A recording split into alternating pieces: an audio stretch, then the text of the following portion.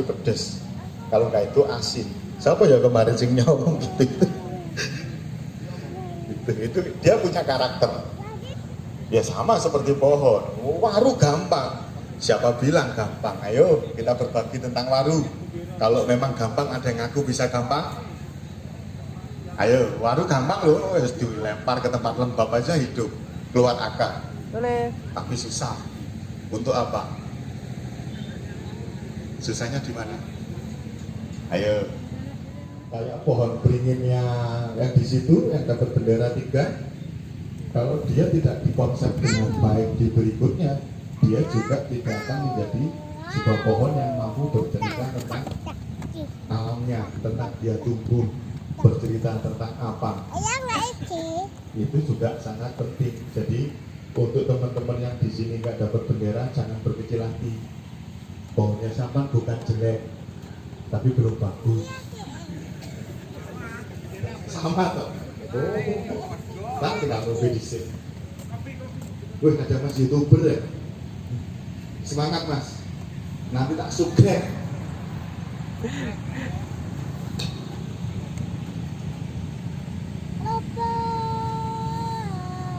Apa yang sedikit saya jelaskan tadi di awal, ada pertanyaan?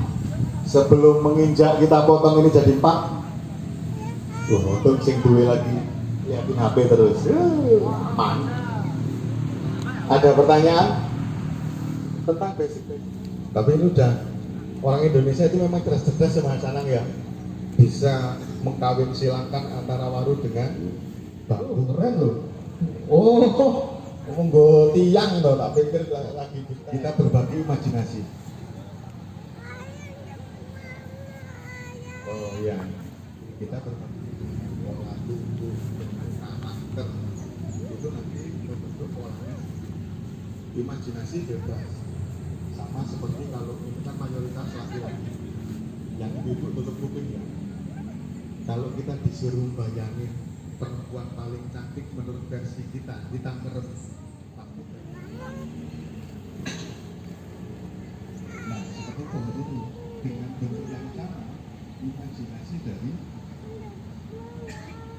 teman-teman di sini pasti berbagai gaya. Tapi jangan lupa nanti kita harus pohon yang lebih tegak. Pohon rebah pasti dia mendapat pengaruh alam yang pertumbuhannya dia nggak terlalu maksimal, itu pasti. Ketika pohon semakin rebah, dia pasti semakin nggak maksimal. Pohon menggantung juga semakin nggak maksimal. Ayo siapa yang bikin pohon menggantung bisa 3 tahun tembus? Nggak ada, karena memang semuanya di alamnya pohon ketika menggantung, dia susunan anatominya juga pasti tidak terlalu lengkap seperti pohon yang tegak lurus. Jadi pola pikir yang dimasukkan di pohon ini, jangan mencari sesuatu yang sempurna. Jadi kan nggak akan pernah ketemu pohon yang sempurna. Makanya di pola yang modern, saya tidak mengharuskan jenengan cari pohon yang begini karena bisa jadi bagus, nggak begitu.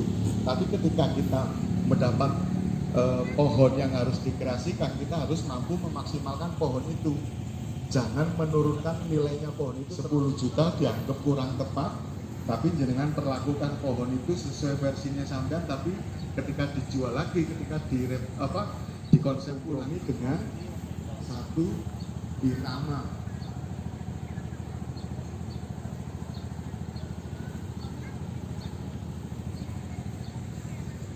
Anggap saja kalau pilihannya dari sisi ini dijadikan nanti mahkota, dari sisi ini, berarti besaran ini bagaimana? Tetap lebih besar yang rebah. Ketika ini dipaksa sesuai konsep seperti yang diinginkan itu, kita tidak memunculkan faktor natural. Pohon natural itu tidak bisa dibilang orang itu formal atau normal, bahwa harus natural versi pohon itu, bukan versi kita.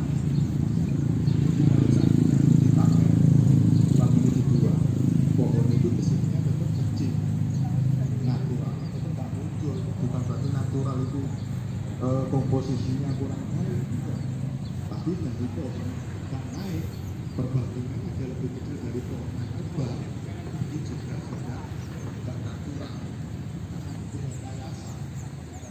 Semua pohon yang tampil tegak ataupun miring dia pasti lebih dominan dari pohon yang rebah atau menggantung, karena diameternya pohon yang tegak itu pasti lebih besar.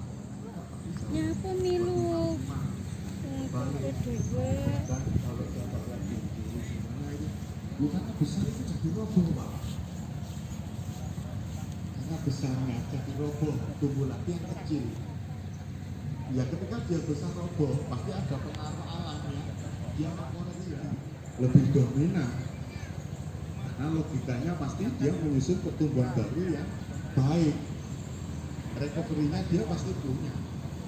Itu secara logika alam harus masuk. Sekali lagi ketika berkarya bonsai itu termasuk itu, bukan karena gaya-gayaan pohonnya dijungkir di balik ini, tapi dia tidak menemukan kesesuaian dalam arti karena komposisi maupun dimensinya. Kita harus berpikir ke sana.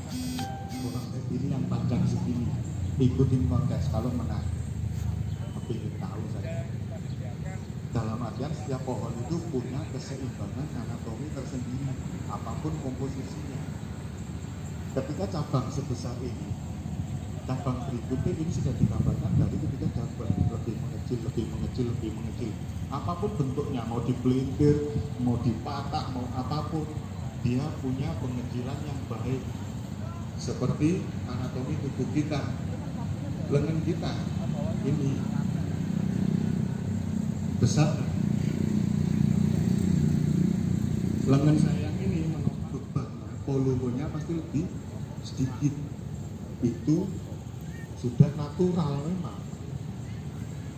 Menyangga bebannya itu anatomi itu nggak mungkin bohong. Tuhan itu menciptakan pohon tidak dengan apa ya, yang seolah-olah kepingin dianggap umatnya itu baik. Dia pasti punya kenaturalan sendiri.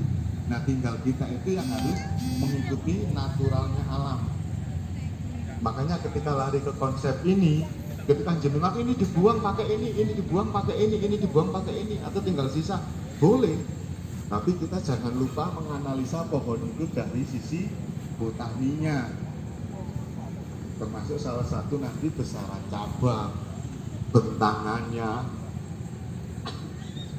tingginya pohon, itu menjadi salah satu lingkup yang harus kita perhatikan dalam berbonsai. Karena kita punya persepsi seni bonsai itu yang hampir sama, bahwa keseimbangan tanpa kita ngomong itu juga dituntut, apapun bentuknya itu harus mengacu pada gayanya juga. Jadi keseimbangan itu dibentuk bukan karena persepsinya manusia, kita mengambil persepsi alam untuk kita jadikan di karya kita. Apa persepsi alam?